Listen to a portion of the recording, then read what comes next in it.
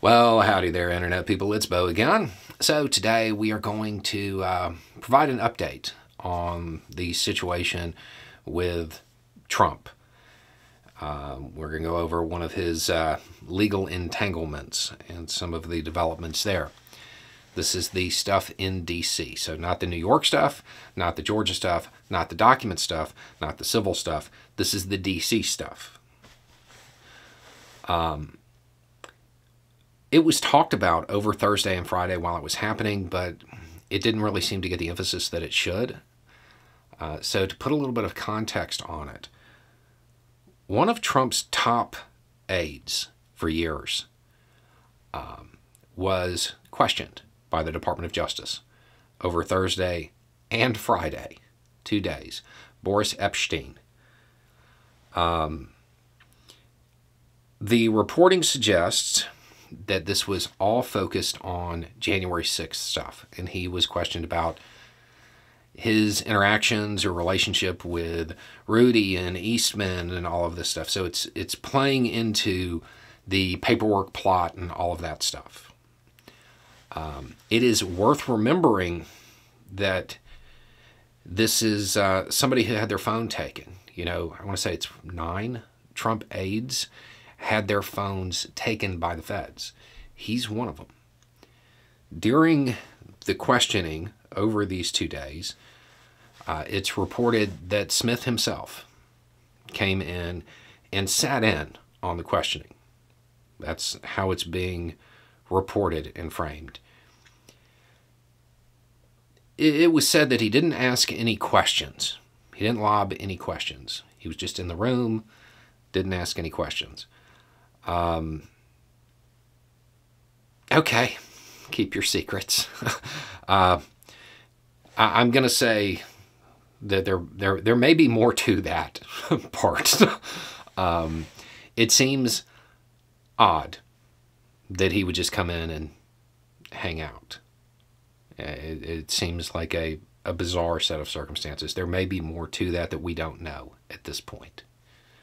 But that is the reporting. Smith coming in himself, that's kind of a big deal, even if it was just to sit there and watch. We don't know the content of the conversation, but given the fact that it spanned Thursday and Friday, there was probably a decent amount there. And the length of the conversation could mean one of two things. Either the Department of Justice was not getting answers, or answers that they felt were accurate, or they thought there was more, or it could mean they were getting answers.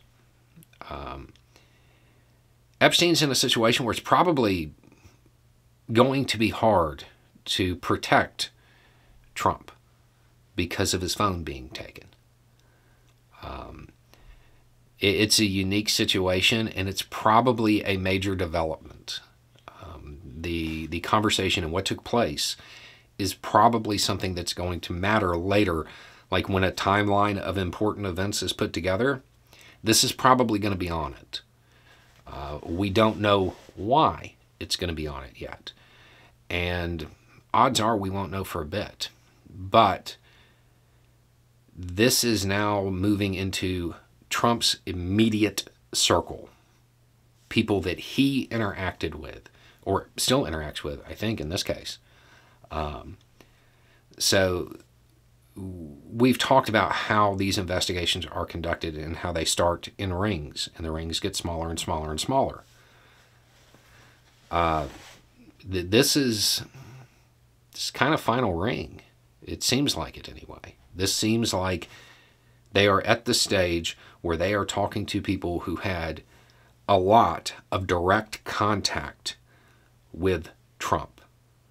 Not their aide, not their aide's assistant, not somebody further down the line who heard something, not somebody in another state. We're talking about somebody who had direct contact. Generally, these kinds of interviews, and there may be more to be clear, they kind of signal movement towards the end of an investigation. When you're at that point and you're ready to talk to those people for a day or two, you generally already have the information. What you're wanting is that person to tell you how much of that information was shared with the principal person being investigated. So this is probably nearing the end. Anyway, it's just a thought. Y'all have a good day.